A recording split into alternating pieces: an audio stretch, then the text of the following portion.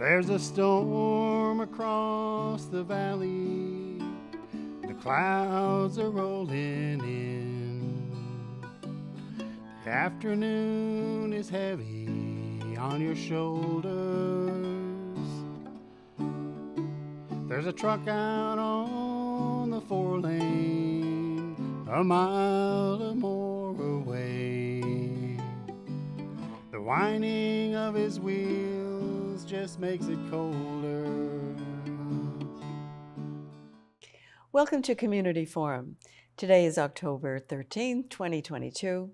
My name is Priscilla Almquist-Olsen, your host, and I'm here to welcome Bill Ames, president of the Easton Grange, and Ed Hands, executive committee member of the Grange, as well as one of our local town historians.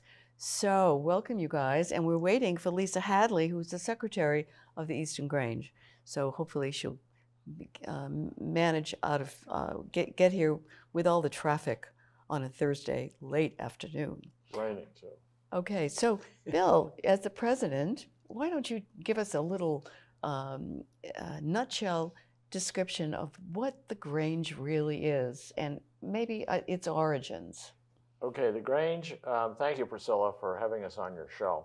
You're welcome. I've often watched your show. You've done a lot of very good interviews. So thank you. Well, hopefully this will be another one. Hopefully this will be. Yeah. Right. Well, the Grange, like Where Do We Start department, the Grange in Easton was founded in 1893 and built our building in 1896. And so you may be wondering, well, what is the mission of the Grange? I have it here. Mission of the Grange, Easton Grange, is fourfold. First is to provide a friendly family atmosphere where people of all ages can come together to enjoy fellowship, project activities of the Grange. Second is to support programs that inform members and the community about issues related to farming, gardening, good nutrition, and the environment. Third, to support food-related charitable programs that help our neighbors in need.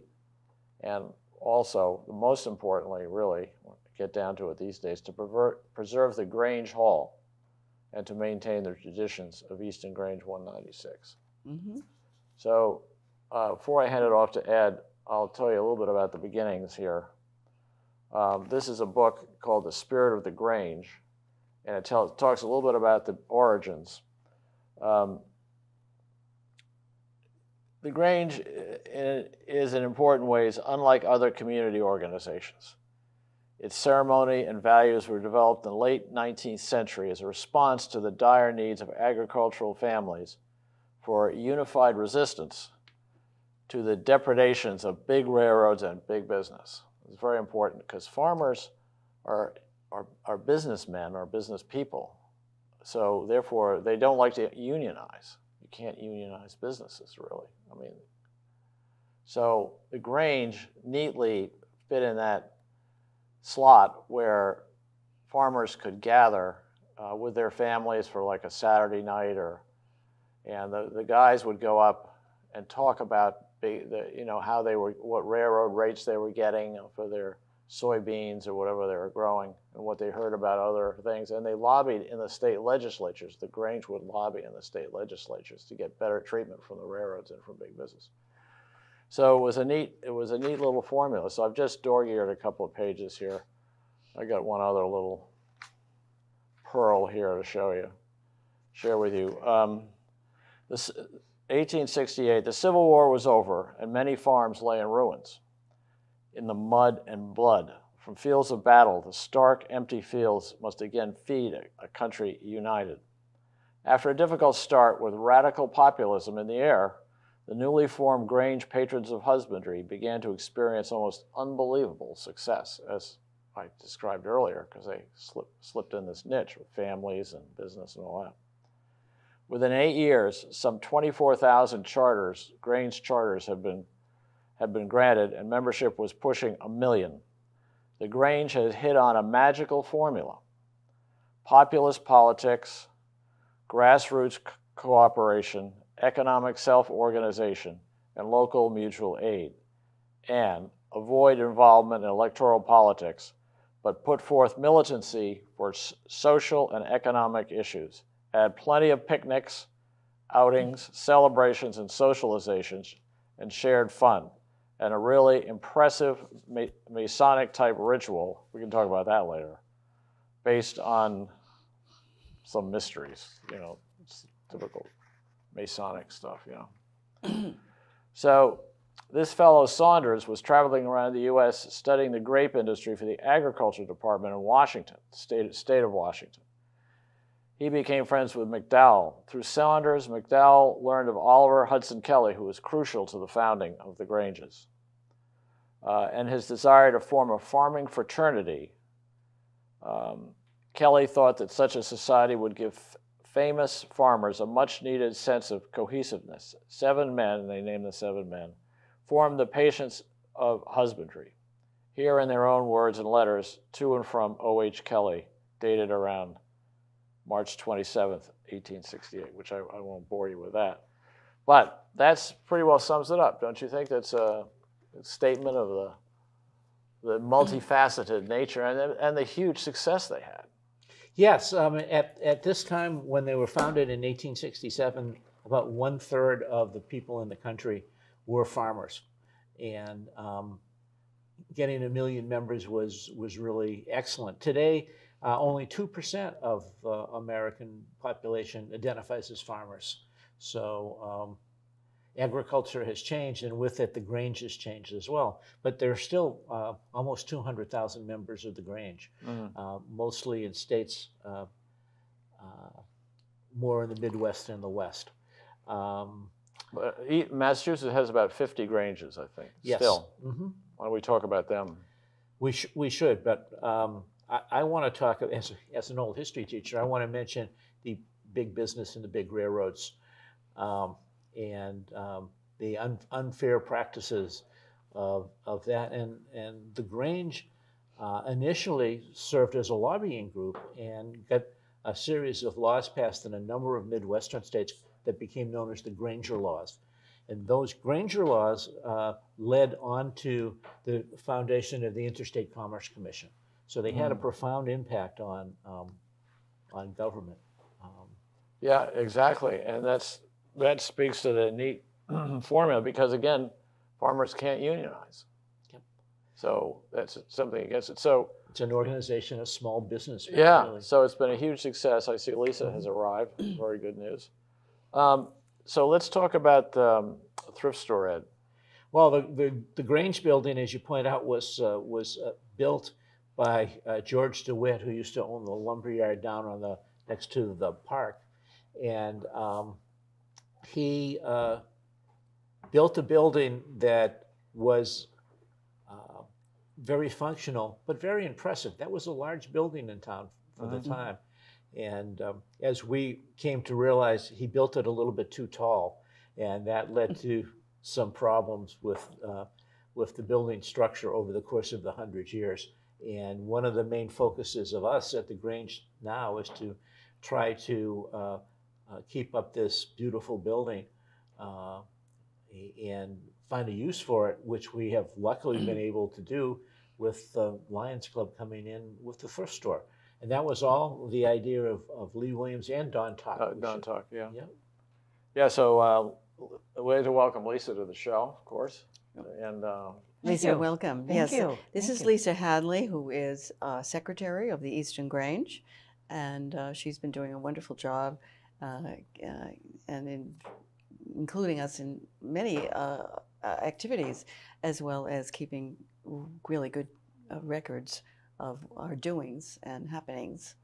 And the Grange Hall is, when Avery Lee Williams and Don Tuck had the idea of putting the Lions thrift store there, Avery told me that there were 3 women in their mid-80s who, and they only had about $1,000 left in their bank account. And this was in I believe, the fall or the summer. And so Avery said to me, you know, that's not going to cover the oil for the winter. They're in trouble. So he and Don Tuck together said, we got to save this institution as well as the building. And so that's the genesis of it. And we recently gave I think a 75-year pin to, I'm having a senior moment. What's her name? Norma. Norma Raymond. Yeah. Who? Norma Raymond. Raymond, yes, Norma Raymond. Norma was the head of the Grange at that time when they were down to 3 members. I see, yeah. So we used to meet Saturday mornings, remember? So Lee recruited us all, right? Yeah, we ended up with 30 more people. How do you say no to Lee? You know, let's save the Grange. I was one of those people. Yeah, Lisa was. So we joined in, and they would meet on Saturday. The Grange Hall, when it was functioning as a Grange Hall, had a kitchen and all the things that you might imagine, plus little eccentricities that relate to the ritual of the original Grange. So when I first started, Ed, we met at the sheep pasture. Yes. I don't know what they call that building. The administrative building. Yeah, that, and there was, I don't know, probably about 15 people when I started, I would say, at one of the first few meetings I went to, and we just had sort of like just little handheld snacks. And I was thinking, wow, we've come a long way since since then. Yeah. Doing the ritual. But it was not too long after Avery and Don Tuck saved this building and this institution that we had 34, 35 members. Mm-hmm. Now we have maybe 32. But the thrift store 33 members. Huh? 33 members. 33 members. But the thrift store was central to their strategy, right? Because they knew he had to generate some money. Right. So we share the benefits of that thrift store. So the Lions get a little bit more than we do, but but they were really in agreement with us because we have used those funds to restore the building. So now we have new windows, a new roof, a New disability bathroom. access, and a new door. What else do we have? New bathroom with a Handicap handicap access. bathroom. A beautiful handicap bathroom. And one of our members, Larry Dahlgren, I believe, did most of the electrical work. No? No. Who did that? we brought in a professional electrician. Okay. And there have been a number of people in the community that have helped us out with, I wouldn't say at cost, but at a lower rate. The electricians and the plumbers all were very generous to us. Henry Narsazian has been Henry particular. Narsazian was the man that put in all the windows. Did he? Yes. So. And he's a Lions member for many, many years. He's a Lions member, yes. And The deal there is a little more complicated. Let's not just gloss it over. You know, the idea of the Lions Club being there, they're the tenant and we're the property owner. And as the property owner, we're responsible for maintaining the property. And we noticed after the first few years of operation that the change in use of the building and the putting of a lot of heavy stuff on the second floor had caused stress damage. So the very first thing that we did was put in columns and floor joists to tighten up the building. And then we replastered, and then we changed the electricity, and then we did this. It's sort of like the old story about how do you become a millionaire? You start with 2 million and it goes down. But That's true. But right now we're in really good financial shape, and we've got almost all the things that we want to do done, except for putting insulation in the ceiling. So I could go. There's a whole list of new boiler, handicapped access, handicapped bathroom. So we've done a lot over the last few years, and thanks to our tenant, we were able to afford that. Yes. And I should also say thanks to the State Grange, because right now we're working on a loan from the State Grange. It's a no-interest loan that allowed us to do our last repairs. And also, let's not forget that it's an historic building. It's on the National Register of Historic Buildings, which means that we can't just do nilly-gilly repairs. Whatever we do has to be in accordance with the strict regulations of historic buildings, right? No. Wrong. I'm wrong. No, we're in the National Register, but some of the repairs, like the heating system, was not done the way that the Department of Interior Standards would like to have us done. What we were aiming to do as we went along the way was to develop a program that we could afford and that was also removable when it became time to become more historic.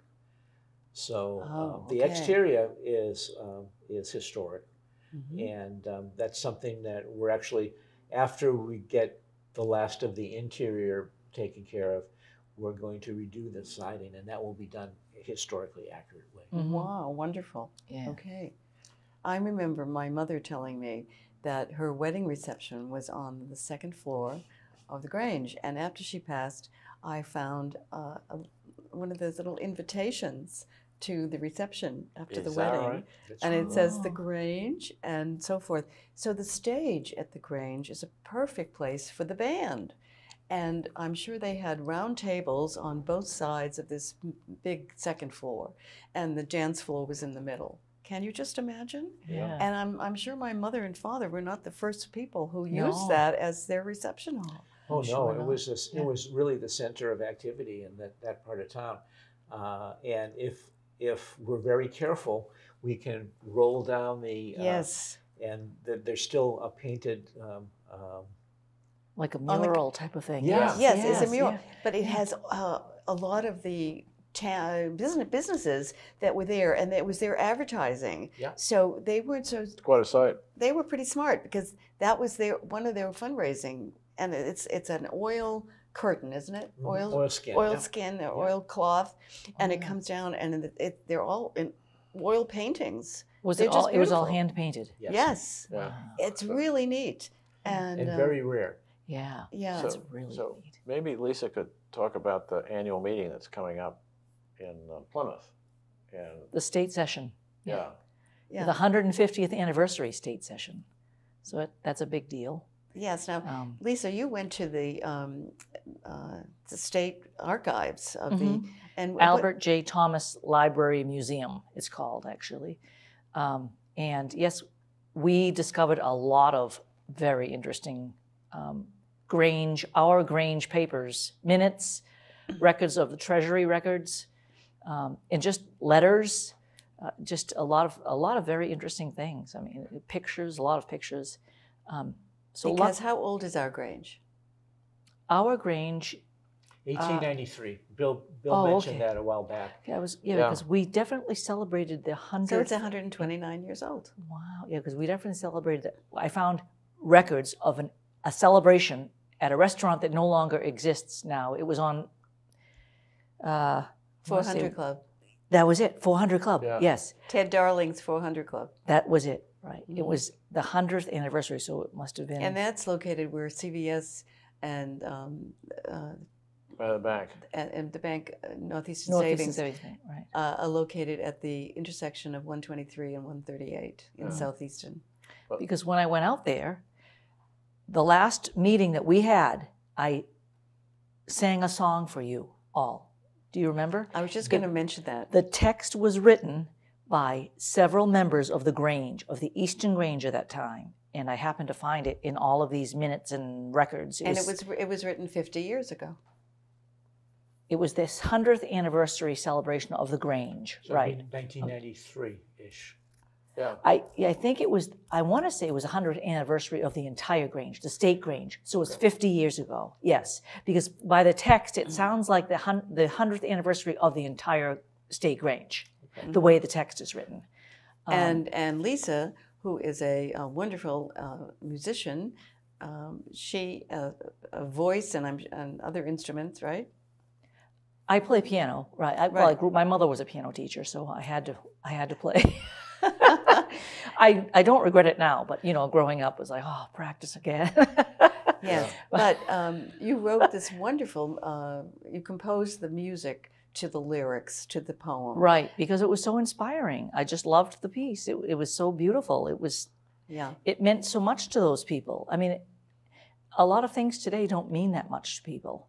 Everything's so fast and quick in our society, and these people actually sat down and wrote these beautiful words to something that meant that much to them. Yes, and there were 3 long stanzas, right? There's actually, well, the way it's composed is a little bit different. In order for me to fit the stanchion of my music into the what the words were saying, is it sounded like it was 3 or 4, but it was actually sort of like 8 small little like sort of verses. Yeah. So, but it's but the way I wrote the music, it kind of makes it like one longer section, another longer section. You know, but it was really a beautiful poem. I hope maybe sometime that we can learn it and I'll do it. Yeah, because it's really well. Those of you who watched our September meeting, 3rd Monday of September, right? Mm-hmm. You heard Lisa leading us in this beautiful song. Yeah. And so you can all go online at eastoncat.org, look up Easton Grange, and check out that September meeting, and you'll be able to witness this beautiful, beautiful song that you wrote. Well, so, I mean, the music you wrote. And the lyrics, I don't have to say what the lyrics are. I'm not going to read the whole, say this whole poem now. But just so people have an idea what it was about someone who belonged to the Grange now, at the present time, like us, sitting here saying what the Grange did for them personally to their friend, like I'm telling you. And at the end of the poem, the friend said, wow, I never even realized that's what the Grange was. I never knew all of that.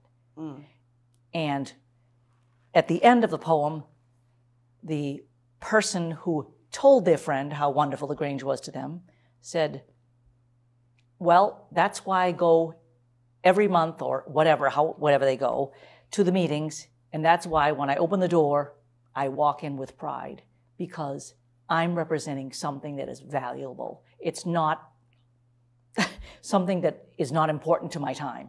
Mm-hmm. It's something that I'm giving myself to something that's a worthwhile thing, a worthwhile organization, whatever you want to call it. But it's something I'm spending my time, which everyone knows everyone's time is very valuable. I'm spending my time doing something that I feel is really worthwhile. So I think that was just such a nicely written poem, because that says a lot. That says a lot all through time. Do you have that poem with you? I don't. Oh, okay. Too bad. Another time. Well, another time. Yeah, I don't. Yeah, and I wanted to give people just the gist of what it was, because it's a great, just that they thought to write it like that, like from their own personal, yes. how they're feeling about. And today, I think a lot of people would agree with you on that, members today, because the challenges are different. So one of the challenges is the climate crisis, and so many of our programs deal with the environment and the climate crisis, but others deal with agricultural issues. And our own community itself, which is so important to give back to your own community. So, for example, I've had Kevin O'Dwyer. Thank you. Kevin O'Dwyer, please forgive me, and Kate, his wife. I've had them on at least 3 of the Grange programs, and they have the Langwater Farm in town, the organic farm. I've had Kyla Bennett on. Today I interviewed her on toxic chemicals in our daily life and how to avoid them.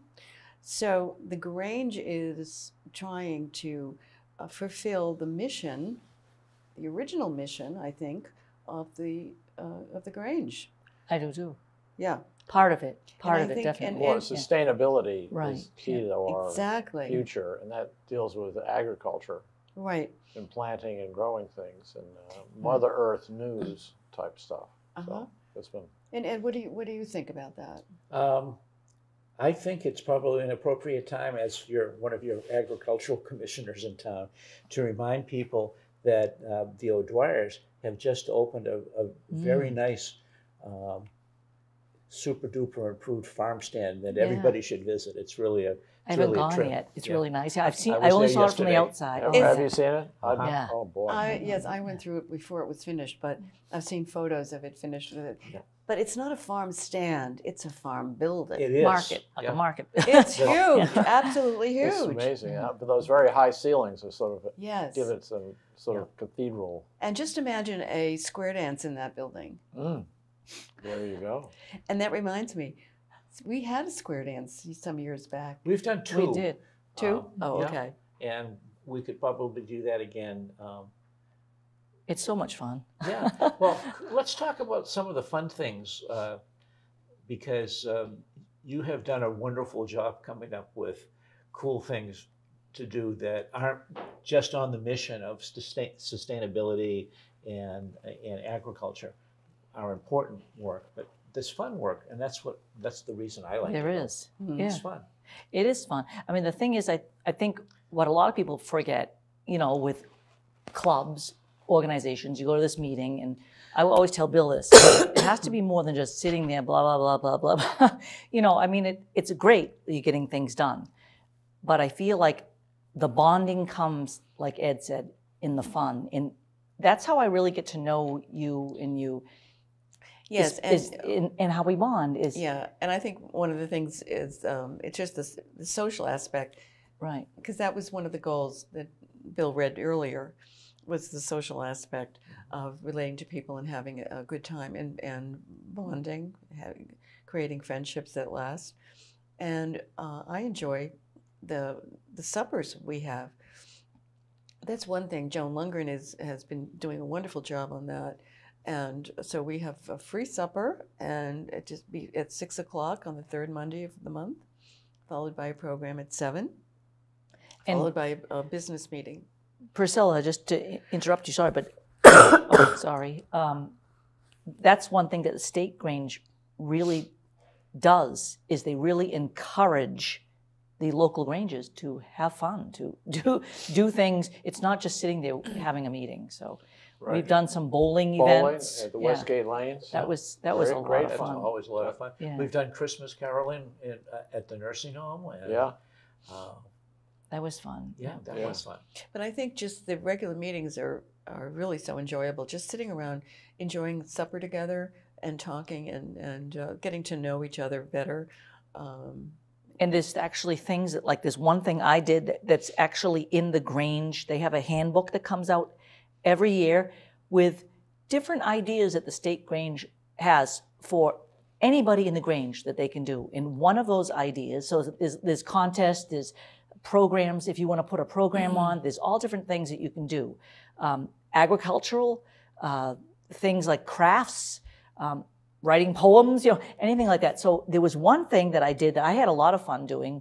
It was called a complete program. And I was you just had going to say that. to write She's taking away all of my... Oh, sorry. That's But okay. Ed reminded me, that was actually a fun event, and I liked it because I involved everybody in the Grange.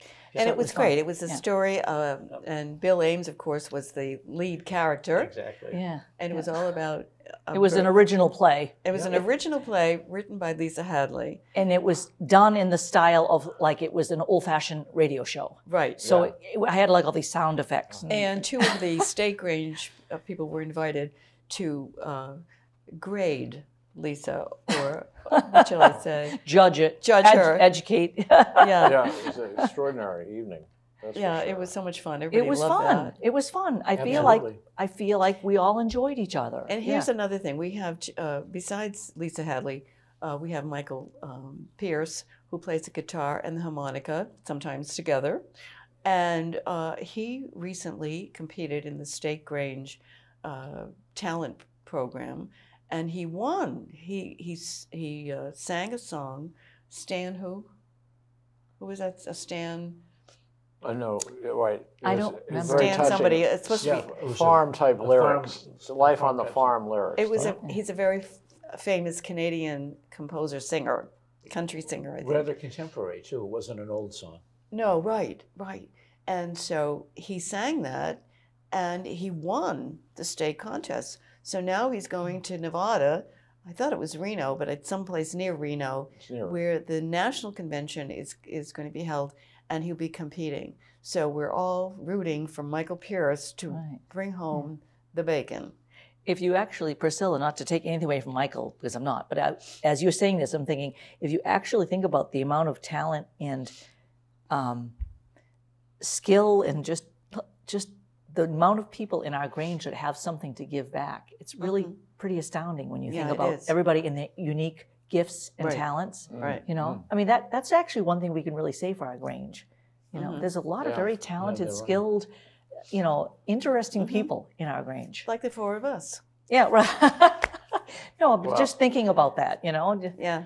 Well, my grandmother, speaking of people of the Grange, she was a member of the Grange for 50 years. I think in 1968, she died in 68, because I think she died after her 50th year in the Grange.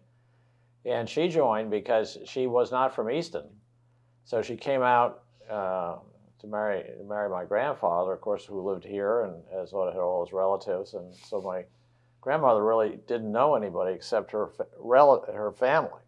So it was a great way for her to make some friends. So she used to come to meetings occasionally and things like that. And then she got some of the other in-laws, ladies, to join too. So they all had a great time making friends and being part of the family. And wasn't your mother, who lived to be 2 weeks shy, I think, of 100, wasn't she a member of the Grange too? No.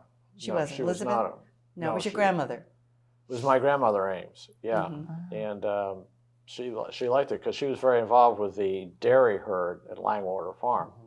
So she came there, you know, under that legitimately, as we would say, because of the Grange. She was interested in animal husbandry. Yeah, well, I mean, Ed, talk a little bit about those cows. Other members of your family, too, were interested in all sorts of things like flower breeding. I'm working on a little little presentation on Winthrop Ames, and he would sponsor contests where, you know, people would bring in their flowers and they'd all be judged. And I'm trying to find if that was connected to the Grange programs or not. Oh, interesting. But it was After all, we have, you know, Blanche's husband, Oakes, who was did high breeding orchids and was botany professor at Harvard. So they were all, because Gregor Mendel did his great work around the 1860s and 1870s. So it was like the internet. You know, it was all the rage, 5G, all this. It was everybody's fascinated by those fruit flies, you know, and how they did it. And so that got into horse breeding and, you know, flowers and cows. So there's another reason the Grange prospered. Yes. We actually had 2 Granges in town. Wow. That's right. The Harmony? Yes, the Harmony Grange, and which was on the edge of Furnace Village, and our Grange. So, and is that building still there? Yep. Yes, it is. It's a private home now. They have the shingles, the original shingles. Yeah. So we've got this siding, this plastic siding, which I guess we had to do, right? Yes, it was there when we purchased got the building. Yeah. And we're going to take that off. That's in our 10-year plan. Yeah, that is in our 10-year plan. And there's indications that the underlying siding may actually still be good. So we'll see. Wow. So isn't it true that it was your family, the Ames family, who imported the Guernsey cows from England? Is that right? That's right. Okay, and they were down at the Langwater Farm? No, not the Langwater Farm, but the clock barn. Yeah, they had the clock barn and Frederick Oldham Ames's house. My great-grandfather got it going, and then after he died, his son Lothrop Ames took over, and then he died. My grandfather took over.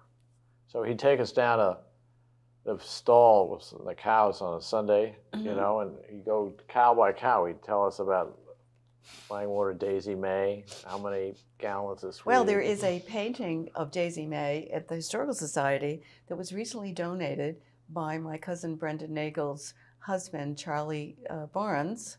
It's a wonderful oil painting of Daisy May. Yeah. Have you seen it? Well, yeah, I've seen a lot of cow paintings, and there's something about a cow painting that's very soothing. Soothing? You're absolutely right. You know, there's something about it. when You know I what was I mean, it's like life on the farm. when I was a little like kid, it. It's really nice. maybe 10, 11 or so, or maybe even younger, I used to go through from Seaver Street through, down the trail to sheep pasture and then over to the clock barn. And I'd meet my cousin Brenda, my sister Karen also came, and we would go up into the hayloft and then jump, from way up high into the hay as kids. Mm-hmm. But the thing that I remember most is the auction. I think it was, I must have been about 10 or 11, and I think it was the last auction that they had. And they were auctioning off the bulls. And these bulls, I couldn't believe. It was 1953, I think. And It was right after my grandfather died. Right. what year was it? Well, anyway, the bull went for $18,000. Langwater foremost. They're Yes. pretty formidable character. Right. So these bulls were prized animals and sold for a lot of money. Well, listen, we're going to wrap this up. Are we all happy to be members of the Grange? Yeah. Oh, absolutely. Absolutely, yeah. Yeah, absolutely. Yeah. Okay. And so we invite you all to come and join us in the fun. Bring your skills and your expertise, whether it's music, history, Storytelling. Yeah. or Anything. lawyering, whatever you have. If you're an accountant. Or dessert making. That's good too. Dessert making. Yeah, we're looking for a dessert maker. Yes, dessert making. Or public speaking. Public speaking. Yes. There's room Anyway, for anybody and everybody. anybody. town. You don't even have to have skills.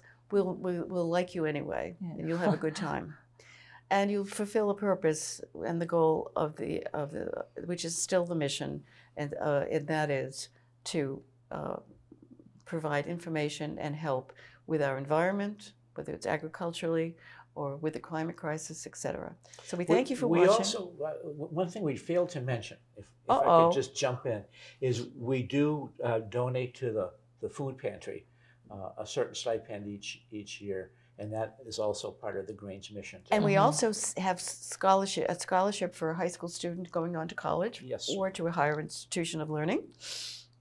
Right. And we do give grants to different organizations, and right? Yeah. Yeah, we do. We give away money. Well, not like we used to. Thank you that's for another joining story. us. This is Priscilla Almquist-Olsen, member of the Grange and also your host today. And left to right, Ed Hands, historian, Bill Ames of the famous Ames family, President of the and Grange. Lisa Hadley, our wonderful secretary and opera singer. You should hear her sing. Okay, thank you for joining us. Thank you, Priscilla. Thank you. Thanks. Thank you.